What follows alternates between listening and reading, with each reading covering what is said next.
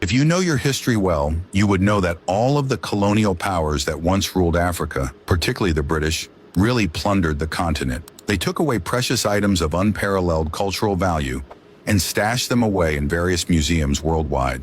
Even to date, most of these items have yet to be permanently returned to their rightful place of origin in Africa. Here are 27 items the British stole from Africa during colonialism. Number 27, Benin Bronzes. These were thousands of metal plaques and sculptures that depicted the history of the erstwhile Benin Kingdom in Edo State, Nigeria. Their historical significance did not stop the British from looting almost all of them during the British expedition of 1897 and sending them to museums worldwide. Number 26, Rosetta Stone. This granodiorite stele is one of the British Museum's most precious items. The British took it after defeating Napoleon Bonaparte in Egypt in 1801.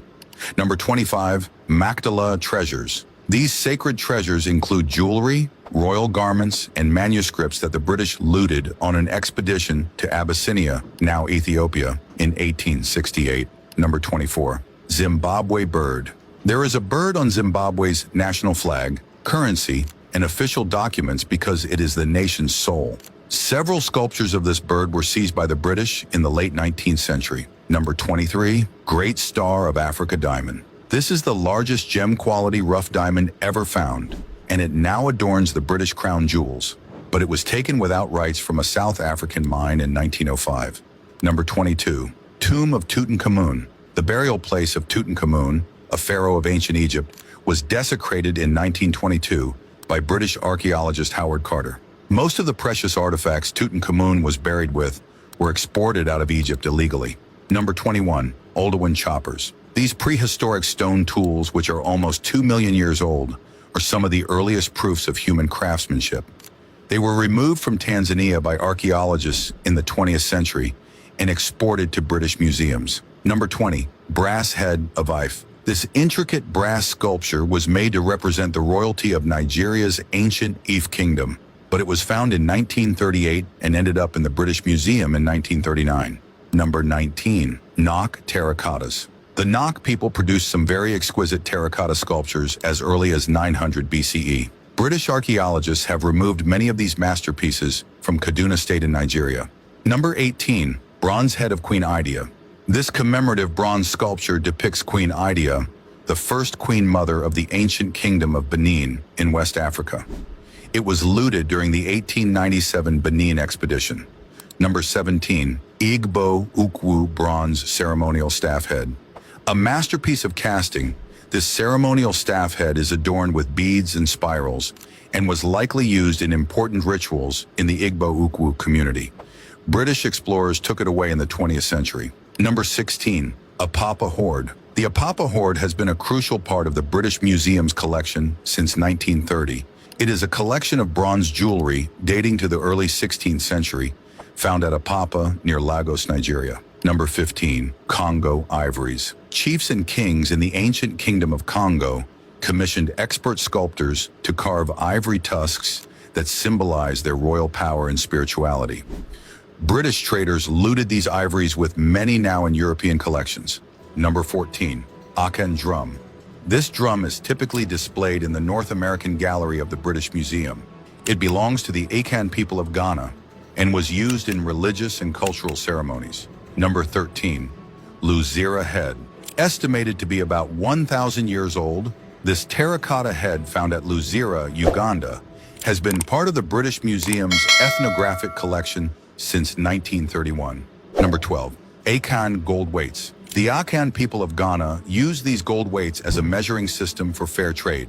They were also gifted to newly wedded men to give them a head start in the merchant trade.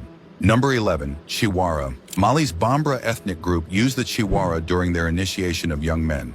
It is a ritual object that closely resembles an antelope. Number 10, Benin ivory mask.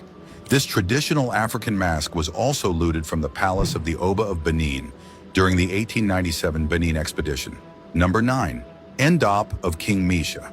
Ndops were figurative sculptures representing different kings of the Kuba Kingdom in Central Africa. The Ndiop of King Mish is currently at the Brooklyn Museum in New York City. Number 8, Sekemka statue. This limestone statue of Sekemka, the ancient Egyptian scribe, dates back to 2400 BCE. It found its way to Northampton Museum, which then controversially sold it for £15.76 million in 2014. Number 7. Cartouche of King Amenhotep I. The cartouche of Amenhotep I, who was the second pharaoh of the 18th dynasty of Egypt, was removed from an Egyptian temple and smuggled to the UK. But Egypt has since recovered the cartouche after intense pressure on Britain. Number 6.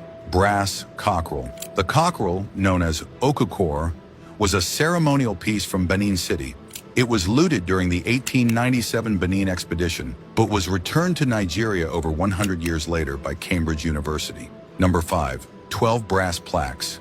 These brass plaques once adorned the royal palace of the erstwhile Kingdom of Benin. They belonged to the Edo people of Nigeria, but were looted during the 1897 punitive expedition. Number 4. Head of an Oba sculpted in bronze. This head is believed to depict the Oba of Benin, and so it represents his political and spiritual authority. It was also looted during the 1897 British invasion of Benin. Number 3. Giant tusks of Benin. These large elephant tusks were carved with intricate motifs of Benin royal history. They held cultural and religious significance in the Benin Kingdom and were used in rituals dedicated to deities and ancestral spirits. Number 2. Ngaji god. Kenya's Pokomo people once worshipped a god represented by a drum called the Ngaji. This drum, which is believed to be the soul of the Pokomo people, has sat in a British museum storage room for 116 years and counting. Number 1.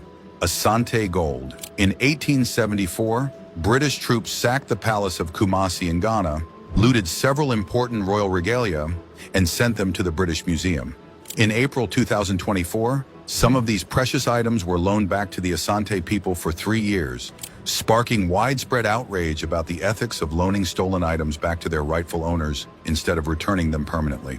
Do you think African nations should take legal action to reclaim their stolen artifacts?